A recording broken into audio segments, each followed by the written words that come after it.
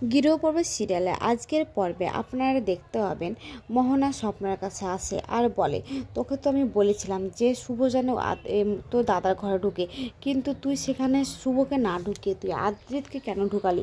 তোর কারণে আমার আদ্রিত ফেঁসে গিয়েছে, তোর কারণে আমার আদ্রিতকে আজকে জেলে থাকতে হচ্ছে, তুই কেন এরকম করলি? তোকে আমি বাঁচতে দিব না, এসব বলে। তখন স্বপ্না মোহনাকে বলে, আমার কারণে না, তোমার কারণে। তুমি তো আমাকে বলেছিলে যে তুমি আমার দাদাকে মারবে না, কিন্তু তুমি আমার দাদাকে মেরে ফেললে।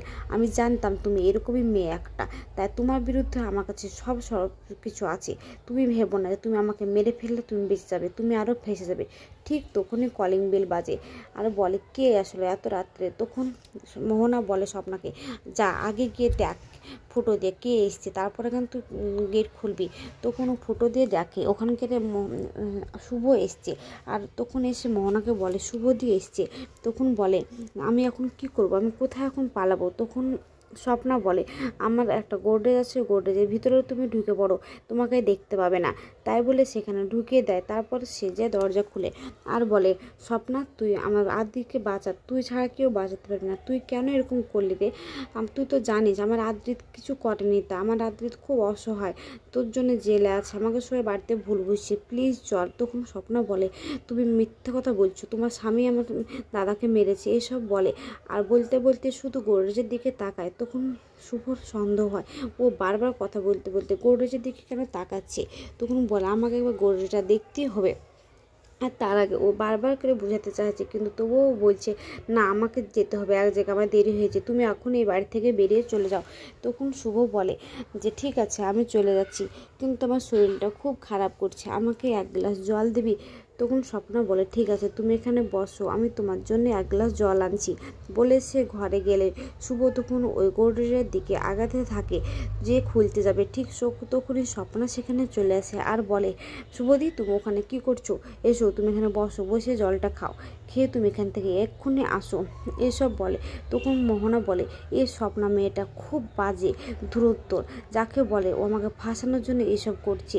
আমি জানলে আগে ওইসব কাজ করাতেবি না, ওকে শেষ করে দিতে হবে, নাহলে শুভ চাকরি হোক ওর মুখ থেকে বের করে ফেলবে, কিছু না কিছু করতে হবে, এসব বলতে থাকে। তারপরে ও আবার শুভ স্বপ্নাকে বলে, বল না কী করেছিস তোরা, বল না এই ষড়যত্ন কে আছে, তোকে কে কি বলেছে, বারবার করে জিজ্ঞেস করে, তবুও বলে না। ওকে টানতে টানতে নিয়ে গিয়ে গেটের বাইরে করে দেয় আর গেটটা লাগিয়ে দেয়। তখন শুভ দরজায় বাড়ি দেয়, বলে, স্বপ্না দরজাটা খুল না, দরজাটা খুল না, প্লিজ প্লিজ খুল, হাত জোর করছি, তুই আমার আদ্রিতকে বাঁচা, এসব বলে। তখন ও বলে, আমি পারবো না বাঁচাতে, আর তোমার স্বামী আমার দাদাকে মেরেছে। তখন ও অন্য কাউকে একটা ফোন করে আর বলে স্বপ্না যে, আমাকে এক্ষুনি এখান থেকে পালিয়ে যেতে হবে, নাহলে শুভদি আমাকে বাঁচতে দিবে না, ও বারবার এখানে চলে আসছে। অন্যদিকে শুভদের বাড়িতে সবাই ব্যতিব্যস্ত হয়ে উঠেছে যে শুভ কোথায় গেল, সবাই বকছে অহনাকে, কেন তুই ঘরটা খুললি? তখন ওরা দুজনে বলছে, আমাদের দুজনেরই দোষ নেই, ঘরে একটা কি যেন পড়লো, তাই ভাবলাম যে শুভ পড়ে গেছে বলে আমরা খুললাম, আমরা কি জানি যে শুভদি ওইভাবে পালিয়ে যাবে? তখন ওরা বলে, দেখ তোদের আদরের বৌদি না, দেখ কী করেছে। তখন ওর শুভ শাশুড়ি বলে, তোমরা চুপ করো, ওইসব বিষয়ে কোনো কথা বলো না, শুভ আসুক, তারপরে যা বলার আমি ঠিক তখনই বলে দেবো, এসব বলে। তখন শুভর ছোটো কাকিমণি এসে শুভ শাশুড়িকে বলে, কেন বৌদি ভাই, তোমার জন্য তো এত কিছু হয়েছে, তুমি তো এগুলো করতে বাড়াবাড়ি করেছো, আগে থেকে যদি শাসন করতে তাহলে তোমার বৌমা এইভাবে বাড়াবাড়ি করতো না, কিন্তু না, তুমি তো বাড়ির সব দায়িত্ব ওকে দিয়ে দিলে, তাহলে কি তোমার কথা শুনবে? এসব বলে। তখন ডোনা এসে বলে, হ্যাঁ মায়ের কথা কি আর শুনবে, মা তো বড় বৌমাকে সব দায়িত্ব দিয়ে দিয়েছে, তাই তো ও এখন এইভাবে ব্যবহার করছে আমাদের সঙ্গে, এসব বললে ভুল বুঝে। তখন মোহনা বলে, মা তুমি এসব কি বলছো, তুমি ভুলে যাচ্ছ যে আমেরিকা থেকে আমরা এই বাড়িতে এসেছি শুধুমাত্র শুভদির জন্য, শুভদি আমাদেরকে এই বাড়িটার ব্যবস্থা করে দিয়েছে, এসব বলে। তখনই ঠিক হীরক বাড়িতে ঢুকে ওর স্ত্রী ওকে বলে যে, তুমি কি কিছু পাইলা, তুমি কি কোনো লয়ারের সঙ্গে দেখা করলা? তখন ও বলে যে, না কোনো লয়ার আমাদের আদির হয়ে কিচ্ছু বলতে চাইছে না, কোনো কাজ করে দিবে না, এসব বলে। তখন ও বলে ভগবানকে বলে যে, হে ঈশ্বর তুমি কিছু একটা ব্যবস্থা করো।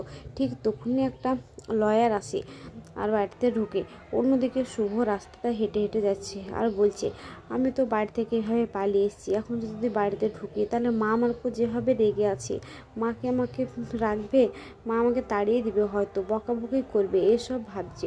তখনই ঠিক প্রতিবেশী দুটো মহিলা যায় আর বলে, তুমি শুভ না, আদ্রিত রায়ের স্ত্রী না, তোমরাই তো, তোমার স্বামী তো সে খুনটা করেছে তাই না? তাই বলে তখন বলে যে কি, আমার স্বামী কোনো খুন করেনি, এসব বলে তুমি এবার বলবা নাকি যে তোমার স্বামী খুন করেছে? তো আপনারা কোথায় শুনলেন? তাই বলে শুভ। তখন বলে, কেন মিডিয়া লোকেদের কাছ থেকে শুনেছি, তোমাদের বাড়িতে মিডিয়া গেছিলো, তাদেরকে ঘাট ধাক্কাতে বের করে দিয়েছে, এমনকি তাদের গায়ে হাত তুলেছে, এসব বলে। তখন শুভ মনে মনে বলে, আমাকে এক্ষুনি বাড়িতে যেতে হবে, এত কিছু হয়ে গেছে, আমি তো তখন দেখলাম মিডিয়া এসছে, তখন ওইভাবে আমাকে বাড়ি থেকে বেরিয়ে আসা উচিত হয়নি। তাই বলে ছুটে বাড়িতে যায় আর গিয়ে বলে সবাইকে, কি হয়েছে বাড়িতে? তাই বলে তখন সবাই বলে, কি হয়েছে, এতক্ষণে কেন আসলে? এসব বলে সবাই অপমান করে। তখন ওর শাশুড়ি শিবন্তী বলে, চুপ কর, ওর কথাটা শোনা আগে আমাদের প্রয়োজন, আমাদের আগে উকিলের কথাটা শোনা প্রয়োজন। তখন উকিলকে সব কিছু বলতে থাকে। তখন শুভ বলে, উকিলবাবু আপনি আমার স্বামীকে বাঁচান, এসব বলে। তখন উকিলবাবু বলে, এ মেয়েটা কে, আমি তো ঠিক চিনতে পারলাম না। তখন শুভ শ্বশুরমশাই বলে, হ্যাঁ ও আমার পুত্রবধূ আদির স্ত্রী, এসব বলে। তখন উকিলটা বলে, শুনেন, আমি আপনাদেরকে আশ্বাস দিতে পারছি না যে ও জামিন পাবে, কিন্তু হ্যাঁ চেষ্টা করছি, এটা বলে। কিন্তু ওই উকিলটাও ভালো না, উকিলটাকে আকাশ সেন পাঠিয়েছে টাকা দিয়ে, এসব বলে। তখন ওরা ওইসব বলে ওখান থেকে চলে গেলে ওর মেজকা বলে, এই উকিলটাকে তো আমার স্বাভাবিক বলে মনে হচ্ছে না, একবার বলছে বিশাল বিপদের মুখে আছে, আবার একবার বলছে আমি চেষ্টা করে দেখছি, কি বলতে চাইছে, দুই ধরনের কথা, এসব বলে সেখান থেকে উঠে চলে যায়। তখন শুভকে সবাই মিলে বকাবকি আর চেঁচামেচি করতে থাকে, কোথায় গিয়েছিলি? তখন শুভ কিছু না বলে চুপচাপ দাঁড়িয়ে থাকে। আর ও শ্বশুরমশাই বলে, চুপ করো তো, এখন আমাদেরকে কিছু ব্যবস্থা করতে হবে। তখন ও দাদা শ্বশুর বলে যে, সবার কাছে টাকা পয়সাগুলো সবাই তোমরা ঠিকঠাক করে রাখো, যদি টাকা পয়সা লাগে তাহলে আমাদেরকে সবাইকে দিতে হবে। তখন আপন আপন সবাই চমকে ওঠে, হ্যাঁ আদিকে বাঁচানোর জন্য আমাদেরকে টাকা দিতে হবে, এসব ভাবতে থাকে। তখন ওরা ভাবে যে কী বলছিস তোরা, এসব বলে। তখন শুভ বলে, কাউকে টাকা পয়সা দিতে হবে না, যত টাকা লাগে সব আমি দিব, তোমাদেরকে চিন্তা করো না, শুধু তুমি আদির জন্য একটা ভালো লয়ার খুঁজে বের করো বাবা।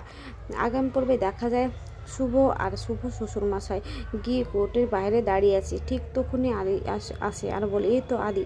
তাই বলে আদির কাছে যেতে গেলে মিডিয়া লোকেরা আদিকে ঘিরে ধরে। তখন শুভ সেখানে পৌঁছাতে পারে না।